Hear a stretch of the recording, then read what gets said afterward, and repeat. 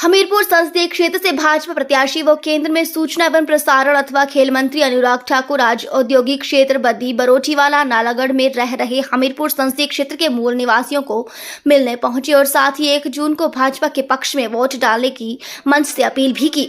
इस अवसर पर अनुराग ठाकुर के साथ बटसर के पूर्व विधायक इंद्रदत्त लखनपाल, पूर्व मंत्री वीरेंद्र कंवर, रजत ठाकुर, दून के पूर्व विधायक परमजीत सिंह पम्मी समेत अन्य लोग भी उपस्थित रहे।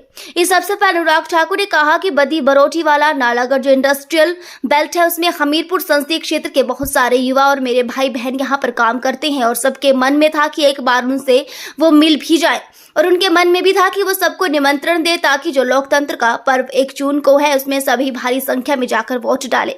उन्होंने कहा कि जो उत्साह, उमंग, जोश आज देखने को मिला है इससे उन्हें पूरा यकीन है कि सभी इंडस्ट्री वाले भी छुट्टी देंगे और सभी आएंगे और भारी मतदान कर मोदी जी के हाथों को मजबूत करेंगे। उन्होंने कहा कि हिमाचल प्रदेश की जनता ने साल 2024 व 19 में भी चारों की चारों सीटों पर भारतीय जनता पार्टी को जिताया था। फिर एक बार 4 की 4 सीटें भाजपा की झोली में डालेंगे और मोदी जी को 400 पार कर सरकार बनाएंगे। उन्होंने कहा कि नरेंद्र मोदी जी के नेतृत्व में चल रही सरकार विकास और विकास के मुद्दों पर चुनाव लड़ रही है और हमने विकसित भारत बनाने का जो संकल्प लिया है, आज लोग भी भाजपा को जिताने का संकल्प ले रहे हैं।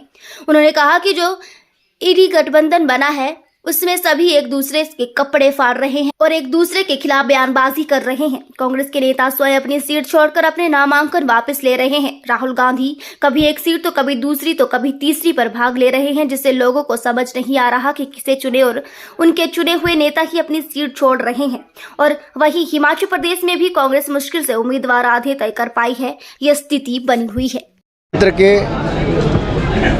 जो हमारे इंडस्ट्रियल बेल्ट है उसमें हमीरपुर संसदीय क्षेत्र के बहुत सारे युवा और मेरे भाई बहन यहाँ पर काम करते हैं और सबके मन में था कि एक बार उनसे मिला भी जाए और मेरे मन में भी था कि उनको मैं निमंत्रण दे सकूं। जो लोकतंत्र का पर्व है 1 जून को भारी संख्या में वो आकर वोट डालें और जो उत्साह, उमंग, जोश देखने को मिला वो दिख रहा है कि लोग अपने काम से यहाँ से इंडस्ट्री वाले भी छुट्टी देंगे और वो आएंगे और भारी मतदान मोदी जी के लिए करेंगे, भारतीय जनता पार्टी के लिए करेंगे, अपने भाई, अपने बेटे अनुराग ठाकुर के लिए करेंगे। सर, हिमाचल में अब लगातार चाह रहे किस प्रकार का रिस्पॉन्स मिल रहा है वहाँ पे? देखिए, कुल मिलाकर हिमाचल प्रदेश ने 2014-2019 में भी चारों की चारों सीटों पर भारतीय जनता पार्टी को जिताया था।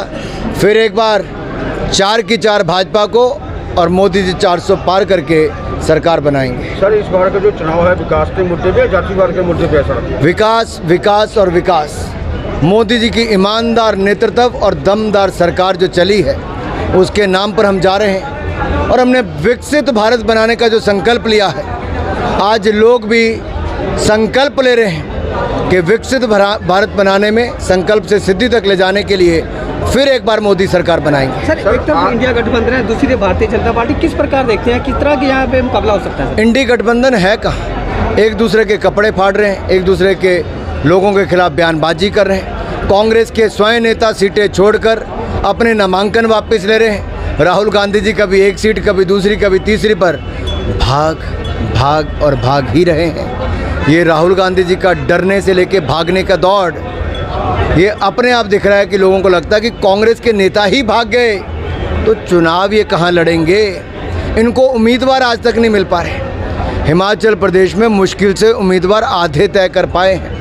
ये स्थिति है कांग्रेस की। सर, आज की जो राजनीति है जब वो कांग्रेस के मुसलमान भी खत्म होते हैं, मुसलमान भी हैं, ऐसा क्यों? देखिए, कांग्रेस ने SC, ST, OBC का दर्जा छीना है और वो 5% उनका रिजर्वेशन लेकर अल्पसंख्यक को दिया है। क्यों अन्याय किया कांग्रेस ने SC, ST, OBC के साथ, हमारा सवाल है। दूसरा है कि कांग्रेस क्या जहाँ कांग्रेस की सरकार है हिमाचल से लेकर बाकी जगह, क्या वहाँ भी SC, ST, OBC का दर्जा छीनने वाली है? क्या ये जब अपना सर्वेक्षण कराने की बात करते हैं तो क्या स्त्री धन को भी छीनेंगे, आपकी संपत्ति को भी छीनेंगे? कितनी ज़मीन जायदाद के आप हकदार रहेंगे और कितनी आपसे चली जाएगी? क्या कांग्रेस ने इस पर कोई खाका बनाया है? क्या एफिडेविट वो सुप्रीम कोर्ट में या जनता के सामने इलेक्शन कमीशन में देंगे कि जनता के पास कितनी संपत्ति रहेगी और कितनी ये छीन लेंगे? इसकी जानकारी इनको देनी चाहिए। एक मिनट।